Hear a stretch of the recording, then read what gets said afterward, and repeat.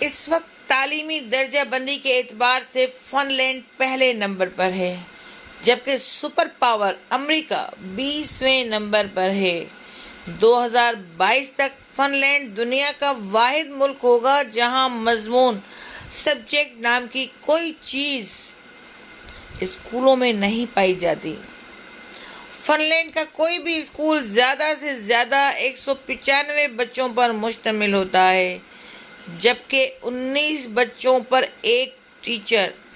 دنیا میں سب سے لمبی بریک بھی فن لینڈ میں ہی ہوتی ہے۔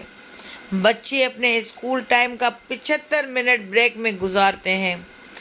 دوسرے نمبر پر 57 منٹ کی بریک نیو یارک کے اسکولوں میں ہوتی ہے، جبکہ ہمارے ہاں اگر والدین کو پتہ چل جائے کہ کوئی اسکول بچوں کو پڑھانے کی بجائے اتنی لمبی بریک دیتا ہے تو وہ اگلے دن ہی بچے اسکول سے نکلوا لیں۔ خیر، آپ دلچسپ بات ملاحظہ کریں کہ پورے ہفتے میں اسکولوں میں محض 20 گھنٹے پڑھائی ہوتی ہے، جبکہ اساتذہ کے 2 گھنٹے روزانہ اپنی اسکلز بڑھانے پر صرف ہوتے ہیں۔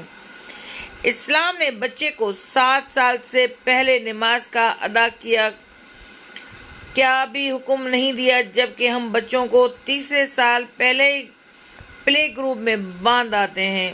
فن لینڈ میں 7 سال سے پہلے بچوں کے لیے پورے ملک میں کوئی اسکول نہیں ہے، جیسے انہوں نے قوانین ہمارے مذہب سے سیکھے ہوں، اور 15 سال سے پہلے کسی بھی قسم کا کوئی باقاعدہ امتحان بھی نہیں ہے۔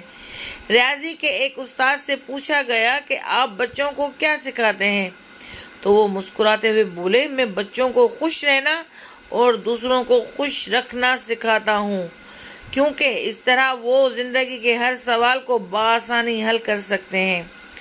7 سال تک بچے کو والدین کی بھرپور محبت اور توجہ چاہیے ہوتی ہے، اس لیے اسلام نے کوئی بھی خاص احکامات بچوں کے لیے جاری نہیں کیے۔ ہاں، بچے کے سامنے نماز پڑھی جائے، چھوٹے موٹے آداب، چھوٹی چھوٹی دعائیں پڑھی جائیں تو بچہ بغیر کہنے کے ہی سیکھ جاتا ہے۔ آپ جاپان کی مثال لے لیں، تیسری جماعت تک بچوں کو ایک ہی مضمون سکھایا جاتا ہے، اور وہ اخلاقیات اور آداب ہیں۔ حضرت علی رضی اللہ عنہ کی طرف سے منسوب ایک قول ہے، جس میں ادب نہیں اس میں دین نہیں۔ مجھے نہیں معلوم کہ جاپان والے حضرت علی کو کیسے جانتے ہیں، اور ہمیں ابھی تک ان کی یہ بات معلوم کیوں نہ ہو سکی۔ بہرحال اس پر عمل کی ذمہ داری فی الحال جاپان والوں نے لی ہوئی ہے۔ ہمارے ایک دوست جاپان گئے اور ایئرپورٹ پر پہنچ کر انہوں نے اپنا تعارف کروایا کہ وہ ایک استاد ہیں، اور پھر ان کو لگا کہ شاید وہ جاپان کے وزیر اعظم ہیں۔ اشفاق احمد صاحب مرحوم کو ایک دفعہ اٹلی میں عدالت جانا پڑا، اور انہوں نے بھی اپنا تعارف کروایا کہ میں استاد ہوں۔ وہ لکھتے ہیں کہ جج سمیت کورٹ میں موجود تمام لوگ اپنی نشستوں سے کھڑے ہو گئے۔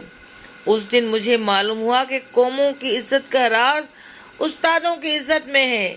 یہ ہے قوموں کی ترقی اور عروج و زوال کا راز۔ ہمارا حال تو اللہ معاف کرے۔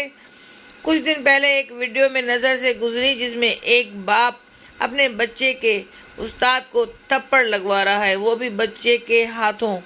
تو کامیابیاں کہاں سے آئیں گی؟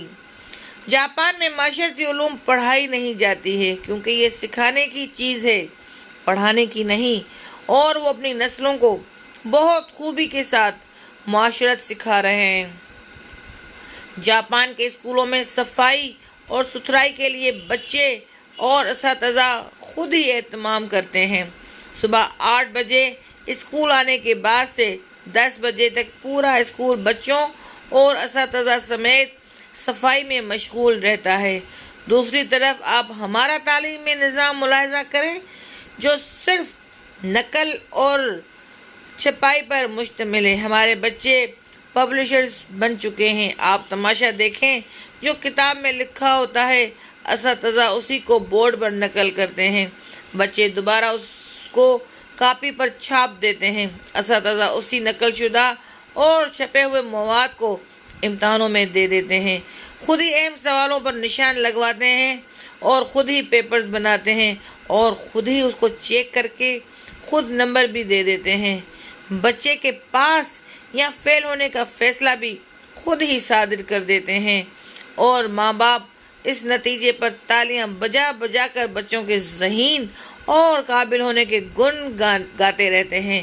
جن کے بچے فیل ہو جاتے ہیں وہ اس نتیجے پر افسوس کرتے رہتے ہیں اور اپنے بچے کو کوڑ مغز اور کند ذہن کا تانا دیتے رہتے ہیں۔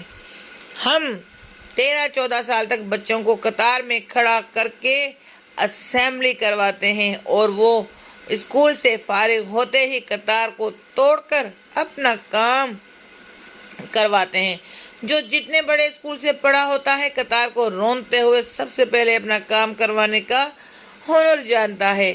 طالب علموں کا اسکول میں سارا وقت سائنس رٹتے گزرتا ہے، اور آپ کو پورے ملک میں کوئی سائنسدان نامی چیز نظر نہیں آئے گی، کیونکہ بدقسمتی سے سائنس سیکھنے کی اور خود تجربہ کرنے کی چیز ہے، اور ہم اسے بھی رٹا لگواتے ہیں۔ آپ حیران ہوں گے، میٹرک کلاس کا پہلا امتحان 1958 میں ہوا، اور برطانوی حکومت نے یہ طے کیا کہ برِ صغیر کے لوگ ہماری عقل سے آدھے ہوتے ہیں، اس لیے ہمارے پاس پاسنگ مارکس 65 ہے، تو برِ صغیر والوں کے لیے 32.5 ہونے چاہیے۔ 2 سال بعد 1860 میں اساتذہ کی آسانی کے لیے پاسنگ مارکس 33 کر دیے گئے، اور ہمیں بھی انہی 33 نمبروں سے اپنے بچوں کی ذہانت کو تلاش کرنے میں مصروف ہیں۔ علامہ اقبال کے شعر کا یہ مصرع اس تمام صورتحال کی صحیح طریقے سے ترجمانی کرتے نظر آتا ہے: جو شاخ نازک پہ آشیانہ بنے گا، ناپائیدار ہوگا۔